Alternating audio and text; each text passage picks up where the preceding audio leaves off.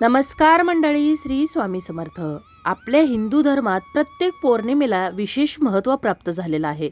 मात्र फाल्गुन महिन्यातील पौर्णिमा ही सर्वात महत्त्वाची मानली जाते.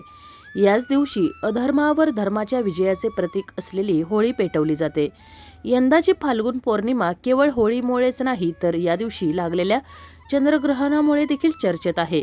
3 मार्च 2026 रोजी वर्षातील पहिले चंद्रग्रहण लागत आहे आणि चंद्रोदयाची वेळ सायंकाळी 6:44 असून या सुमारास ग्रहण काळात बदल दिसून येणार आहेत. यामुळे होलिका दहनासाठी 2 पर्याय आहेत. काही भाविक 2 मार्चच्या रात्रीच होळी दहन करणार आहेत आणि 4 मार्चला धुलीवंदन साजरे करणार आहेत. तर जे भाविक 3 मार्चला होळी पेटवणार आहेत त्यांनी सायंकाळी 7 वाजल्यानंतर म्हणजेच चंद्रग्रहण संपल्यानंतरच दहन करायचं, असं आपलं ज्योतिषशास्त्र सल्ला देतं. होळी हा सण केवळ रंगांचा उत्सव नसून त्यामागे अनेक पौराणिक कथा आहेत. भगवान श्रीकृष्ण आणि राधा यांच्यातील अलौकिक प्रेमाचं प्रतीक म्हणून हा होळी सण ओळखला जातो. रंगाने होळी खेळण्याची परंपरा श्रीकृष्णांनी सुरू केल्याचं म्हटलं जातं. तर दुसरीकडे भक्त प्रल्हादाला मारण्यासाठी हिरण्यकशिपूची बहीण होलिका त्याला घेऊन आगीत बसली होती. मात्र ईश्वरी कृपेने प्रल्हाद वाचला आणि होलिका जळून खाक झाली. हा संदेश देण्यासाठी दरवर्षी होळी पेटून वाईट विचारांचा त्याग केला जातो. या होळीच्या दिवशी अनेक उपाय, अनेक सेवा केल्या जातात. त्याचबरोबर आपलं हिंदू धर्मशास्त्र या होळीच्या दिवशी काय करावे व काय करू नये याविषयीची देखील माहिती सांगतं. तर आपण आज या व्हिडिओमध्ये या होळीच्या दिवशी चुकूनही आपल्याला एक पदार्थ खायचा नाही याविषयीची माहिती जाणून घेणार आहोत. हा जो मी पदार्थ सांगणार आहे तर तो पदार्थ तुम्हाला कोणीही कितीही आग्रह केला, कितीही जबरदस्ती केली तरी देखील खायचा नाही चुकूनही. याविषयीची माहिती आता मी तुम्हाला व्हिडिओमध्ये पुढे सांगणारच आहे. आता तो कोणता पदार्थ आहे ते त्यापूर्वी चॅनलवर जर नवीन असाल तर चॅनलला सबस्क्राईब करा, जेणेकरून आपले असेच येणारे नवनवीन माहितीमय आणि भक्तिमय व्हिडिओ तुमच्यापर्यंत पोहोचत राहतील. तसेच व्हिडिओ पाहताना व्हिडिओला लाईक करायला देखील विसरू नका.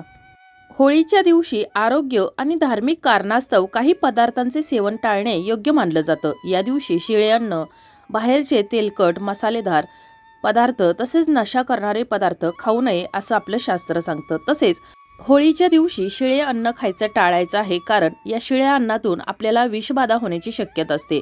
त्याचबरोबर होळीला सात्विक अन्नाला महत्त्व आहे आणि त्यामुळेच या होळीच्या दिवशी मांसाहार म्हणजेच तामसिक पदार्थ खाणं टाळायचं आहे. तामसिक पदार्थामध्ये कांदा, लसूण, मांस, मटण, मच्छी हे जे पदार्थ आहेत तर ते खाणं टाळायचं आहे. तसेच या होळीच्या दिवशी आपल्या घरामध्ये सुख शांती टिकून राहावी, आपल्या घराची भरभराट व्हावी यासाठी अनेक जण अनेक उपाय सेवा करत असतात. परंतु यासोबतच अशा अनेक वाईट शक्ती आहेत की ज्या एखाद्याचं वाईट होण्यासाठी तोटके करत असतात. आपण पाहिलं असेल की एखाद्याच्या घरात सर्व काही चांगलं चाललेलं असताना अचानक काही विचित्र घटना घडू लागतात की त्या घरातील सुख शांती नाहीशी होते आणि अशा काही विपरीत गोष्टी त्या घरात घडू लागतात की घरातील सुख शांती नावाला देखील राहत नाही.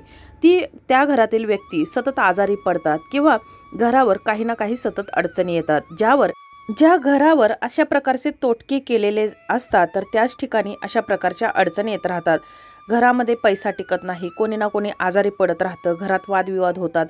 तर हे जे तोटके असतात, जादूटोणा असतो, तर तो करण्यासाठी होळीची रात्र ही प्रभावी रात्र मानली जाते आणि त्याच दिवशी प्रभावी तोटके जादूटोणा केला जातो. आणि त्यामुळं या होळीच्या दिवशी तुम्हाला कोणीही कितीही आग्रह केला, कितीही जबरदस्ती केली तरी देखील मी तुम्हाला आता जो पदार्थ सांगणार आहे तर तो चुकूनही खायचा नाही. एखादा तुम्हाला जास्तच आग्रह करत असेल तर त्या व्यक्तीला तो पदार्थ सर्वप्रथम खायला लावायचा आहे आणि नंतरच तुम्हाला तो पदार्थ खायचा आहे. जर समोरची व्यक्ती तो पदार्थ किंवा तो जो कोणती वस्तू असेल तर ती खाण्यास जर नकार देत असेल तर तुम्ही समजून जायचं आहे की त्या खाद्यपदार्थातून आपल्यावर काही ना काही तोटका करण्याचा प्रयत्न केला जात आहे आणि त्यामुळं आपल्याला चुकूनही तो पदार्थ खायचा नाही. आता कोणता पदार्थ आहे की तर आपल्याला कोणताही पांढऱ्या रंगाचा पदार्थ असेल, कोणताही असेल, मग दूध असेल, दही असेल, पनीर असेल किंवा कोणतीही एखादी मिठाई असेल, तर त्यामध्ये जादूटोणा किंवा जो तोटका केला जातो तर तो करून तुम्हाला ती वस्तू खायला घातली जाते.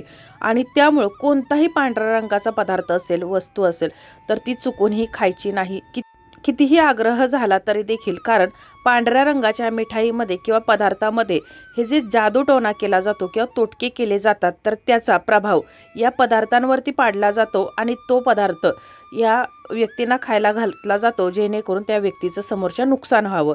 त्याचबरोबर दुसरी जी वस्तू आहे तर ती आहे नागवेलीचं पान, ज्यालाच आपण खाऊचं पान म्हणतो, जे आपल्याला टपरीवर खायला मिळतं. तर ते पान देखील चुकूनही खायचं नाही. या पानामध्ये देखील तुम्हाला काही वस्तू अशा खायला घातल्या जातील की जेणेकरून तुमचं आणि तुमच्या कुटुंबाचं नुकसान होण्याची शक्यता असते.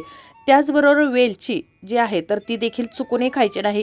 तुम्हाला या दिवशी कोणीही कितीही पदार्थ खायला दिला, म्हणजे कुठलाही आपल्या घरात जे पदार्थ बनलेले आहेत त्या व्यतिरिक्त तुम्ही बाहेरचा या दिवशी चुकूनही एकही पदार्थ खायचा नाही.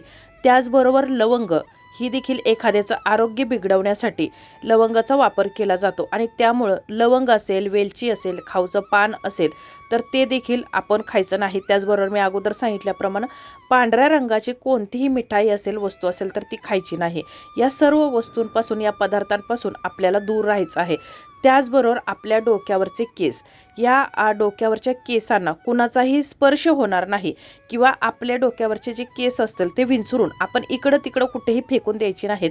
याची देखील आपल्याला विशेष काळजी घ्यायची आहे, कारण ह्या केसांचा उपयोग करून खूप लोक तांत्रिक क्रिया करत असतात. विशेष करून महिलांनी आपले केस इकडं तिकडं जाणार नाही, तर याची विशेष काळजी घ्यायची आहे. कारण जे तोटके करणारे लोक असतात किंवा जादूटोणा करणारे जे लोक असतात तर ते एका केसावरती देखील जादूटोणा करतात आणि आपल्या पूर्ण घरादाराची, आपल्या आरोग्याची वाट लावतात आणि आपल्या घरावरती विघ्न, दारिद्र्य, अडचणी, संकट आणण्याचा प्रयत्न करतात आणि त्यामुळे त्यांना आनंद मिळत असतो. आणि त्यामुळेच ही होळीची जी रात्र असते ती अत्यंत प्रभावी रात्र मानली जाते आणि त्या दिवशीच हे तोटके, हे जादूटोणे केले जातात. त्यामुळे मी तुम्हाला जे काही पदार्थ सांगितलेले आहेत तर ते पदार्थ म्हणजे जे तामसिक पदार्थ आहेत, मटण, मांस, मच्छी, हे जे तामसिक पदार्थ आहेत तर ते आपल्याला खायचं टाळायचे आहेत. त्याचबरोबर ज्या बाकीचे जे काही पदार्थ सांगितलेले आहेत तर ते देखील खाणं टाळायचं आहे. या दिवशी पुरणपोळीचा नैवेद्य करायचा आहे, होळीला द्यायचा आहे आणि घरातील, कुटुंबातील सर्वांनी एकत्र बसून आनंदाने हा पदार्थ, हे पुरणपोळीचं जेवण करायचं आहे. परंतु या दिवशी कितीही काहीही झालं तर कुटुंबातील अगदी लहान बाळ असेल, 1 वर्षाचं बाळ, आणि ते जरी बाहेर गेलं आणि ते जरी काय खात असेल तर त्याला देखील खाऊ द्यायचं नाही. कोणत्याही कुटुंबातील व्यक्तीनं बाहेरची वस्तू खाणार नाही, याची विशेष काळजी घ्यायची आहे, जेणेकरून आपल्या कुटुंबावर, आपल्या घरावर कोणतंही विघ्न, संकट येणार नाही. तुम्ही इतर दिवशी खाऊ शकता, परंतु अमावस्या, पौर्णिमा, तसेच होळीचा दिवस किंवा ज्या काही विशिष्ट तिथी असतात तर त्याला आपल्याला विशेष काळजी घ्यायची आहे. त्याचबरोबर लिंबापासून कोणताही पदार्थ बनवला असेल किंवा लिंबाचं सरबत असेल किंवा इतर कोणता ज्यूस असेल तर ते देखील खाणं टाळायचं आहे. त्याचबरोबर या होळीच्या दिवशी जर आपल्या घरामध्ये, अंगणामध्ये किंवा घराच्या आजूबाजूला जर कोणत्याही ठिकाणी आपल्याला जर एखादं लिंबू जर पडलेलं जर दिसले तर ते लिंबू देखील आपण हात न लावता किंवा त्या लिंबाला स्पर्श न करता एखाद्या काठीनं आपल्याला ढकलत नेऊन घराबाहेर टाकायचं आहे. हे जे लिंबू आहे तर ते आपल्या कुटुंबावर, घरावर जादूटोणा करण्यासाठीच फेकलेलं असतं आणि त्याच्यामुळं कोणत्याही ठिकाणी आपल्या घरामध्ये, अंगणामध्ये, बाल्कनीमध्ये जर लिंबू दिसलं तर आपल्याला विशेष काळजी घ्यायची आहे. चुकूनही ह्या लिंबाला स्पर्श होणार नाही, त्याची काळजी घ्यायची आहे आणि हे घराबाहेर दूर अंतरावरती नेऊन फेकून द्यायचं आहे.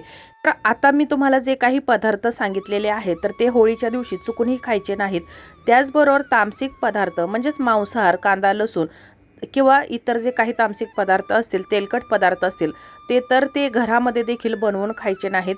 या दिवशी पुरणपोळीचे गोडाधोडाचं जेवण करायचं आहे, होळीला नैवेद्य दाखवून ते खायचं. त्याचबरोबर मी तुम्हाला जे पदार्थ सांगितलेले आहेत जर ते तुम्ही खाणं टाळलं तर तुमच्यावर, तुमच्या कुटुंबावर कोणतंही विघ्न, संकट येणार नाही आणि तुमच्या घराची सुख, समृद्धी, भरभराट होणार आहे. तर अशा प्रकारे आपण आज होळीला कोणता पदार्थ खाऊ नये याविषयीची अगदी थोडक्यात माहिती जाणून घेतलेली आहे. तरी देखील तुमच्या जर काही समस्या असतील, अडचण असेल तर तुम्ही मला कमेंटमध्ये विचारू शकता. माहिती आवडली असेल तर व्हिडिओला लाईक करा, चॅनलला सबस्क्राईब करा आणि हा व्हिडिओ जास्तीत जास्त शेअर करा. धन्यवाद.